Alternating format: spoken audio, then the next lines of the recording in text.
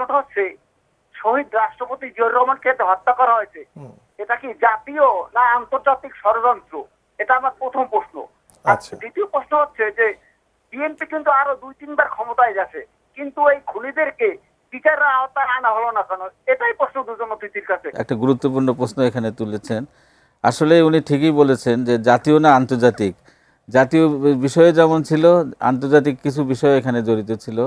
কারণ ওই সময়ের প্রেক্ষিতে জিয়াউর রহমান তৃতীয় বিশ্বের একটা রাষ্ট্র বাংলাদেশের একটা শক্তিশালী রাষ্ট্রপ্রধান হিসেবে তিনি আবির্ভূত হয়েছিলেন। তিনি এমন কিছু বিষয়গুলো তুলে ধরার চেষ্টা করেছিলেন, যেমন তিনি সার্কের যে কথা বলেছিলেন, সার্কের উদ্যোক্তা ছিলেন। তারপর মুসলিম বিশ্বের সঙ্গে বাংলাদেশের সম্পর্ক উন্নয়ন, পূর্বমুখী পররাষ্ট্রনীতির এই বিষয়গুলো আমাদের প্রতিবেশী একটা রাষ্ট্র এটা কিন্তু ভালোভাবে নেয়নি। এবং জানা মতে যে এই যে জিয়াউর রহমান হত্যা করে কারা লাভবান হলো, বেনিফিশিয়ারিকে, তার মধ্যে কিন্তু ভারত কিন্তু বেনিফিশিয়ারি। কারণ জিয়াউর রহমান একজন জাতীয়তাবাদী ছিলেন, বাংলাদেশি জাতীয়তাবাদী প্রবক্তা, এবং বাংলাদেশের স্বাধীন সত্তার বিকাশে তিনি সচেতন ছিলেন, সোচ্চার ছিলেন। এবং আমরা দেখেছি যে ভারত এই বিষয়টা একটু নাখোশ ছিল।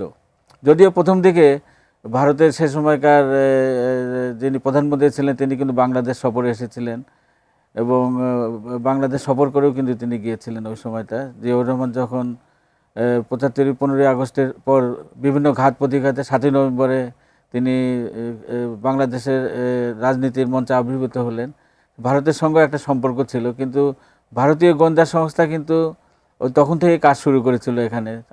এই এবং একটা পর্যায়ে আরেকটা রাজনৈতিক দল আমরা মনে করি বেনিফিশিয়ারি হয়েছিল। বিএনপি অনেক ঘাত প্রতিঘাতে 91 সালে ক্ষমতায় আসলেন। বিএনপির ওই সময়কার সাংগঠনিক অবস্থা যত না, কিন্তু জনপ্রিয় নেত্রী হিসেবে খালেদা জিয়া কিন্তু আবির্ভূত হয়েছিলেন।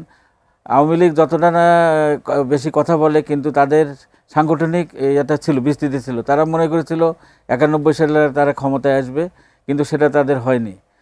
তো যে খালেদা জিয়া আসার পর তার যে সরকারের যে আমরা ইয়েটা দেখি কার্যক্রমটা, তিনি হয়তোবা তার মনে ছিল যে আর ওই বিষয়গুলোর দিকে না যেয়ে কীভাবে সবাইকে নিয়ে দেশকে এগিয়ে নিয়ে যাওয়ার, এই বোধ থেকে হয়তো তিনি চাননি যে এটা নিয়ে আর বেশি নাড়াচাড়া করা, বা এটাই আমার মনে হয়।